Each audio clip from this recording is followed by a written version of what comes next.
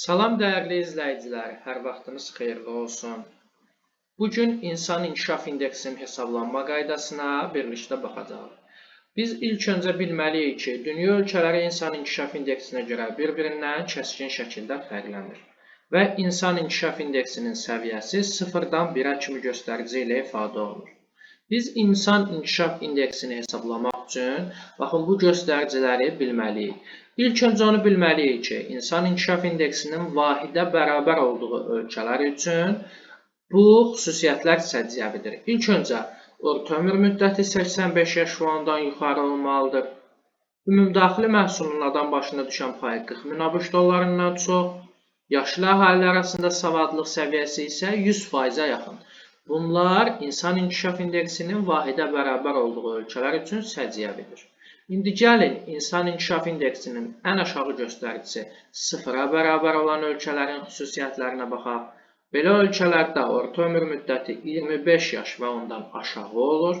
Ümumdaxili məhsulun adam başına düşən payı 100 ABŞ dollarından az olur və yaşlı əhalinin 100%-i savadsız olur. Bu xüsusiyyətləri biz mütləq şəkildə yadda saxlamalıyıq ki, məsələ həllində bunları tətbiq edək. Və biz insan inkişaf indeksini tapmaq üçün bu düsturdan istifadə edirik. Düsturumuz bu şəkildədir. Göstəricinin indeksi bərabərdir. Faktiki göstərici çıxılsın, minimal göstərici bölünsün. Maksimal göstərici çıxılsın, minimal göstərici şəklində verilənləri yerinə qoymaqla biz insan inkişaf indeksini tapa bilərik. Və onu da bilməliyik ki, insan inkişaf indeksinin müxtəlif səviyyələri olur. Biz 3 qrupa ayıra bilərik bunu. Bəzən 4 və ya 5 qrupa da ayrılırlar, amma daha rahat şəkildə bu cür öyrənək.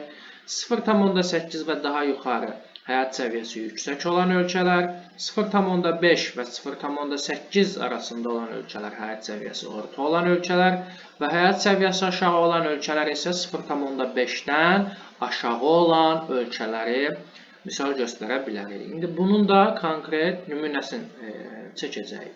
Və gəlin birbaşa məsələ üzərində öyrəndiklərimizi tətbiq edək. Bizə verilib ki, statistik məlumatlara əsasən ölkənin insan inkişaf indeksini hesablayın və onun hansı qrupa aid olduğunu müəyyən edin. Gözlənilən orta ömür müddəti 68 il, ümumdaxili məhsulun adam başına düşən həcmi 16.000 ABŞ dolları, əhalinin yaşlı hissəsinin savadlılıq səviyyəsi 82,9% və təhsil alanların payı isə 68,9% olarsa, insan inkişaf indeksini hesablayın. Biz ilk öncə nə etməliyik? Gəlin ilk öncə deməli, gözlənilən orta ömür müddətinə, yəni 68 ilə əsasən göstəricimizi çıxardaq. Deməli, biz burada, baxın, 68 çıxılsın, minimal göstəricimiz neçə idi? 25. Bölünsün, maksimal göstəricimiz neçə idi? 85. Minimal göstəricimiz isə 25. Bu şəkildə yazırıq, yəni 43 bölünsün 60. Tapırıq 0,76. 716 daha doğrusu. 0,1000-də 716. 0,1000-də 716 deməli, nə oldu? Gözlənilən orta ömür müddətinin tapdığımız indeksi. İndi isə biz ikinci olaraq gəlin ümumdaxili məhsulun adam başına düşən payını hesablayaq. Bizim çalışmamızda bu 16.000 ABŞ dollarıdır. Yazırıq 16.000 ABŞ dolları çıxılsın minimal. Düsturumuzda necə idi? Minimal göstərici. Nə qədər idi? 100 ABŞ dolları. 16.000, yəni faktiki göstərici çıxılsın minimal göstərici. Maksimal göstərici çıxılsın minimal göstərici. Yəni 40.000 çıxılsın 100 ABŞ dolları.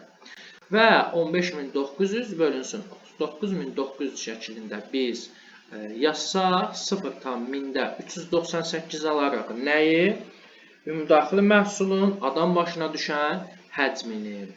Biz məsələmizin 3-cü hissəsində isə artıq nəyi tapmalıyıq?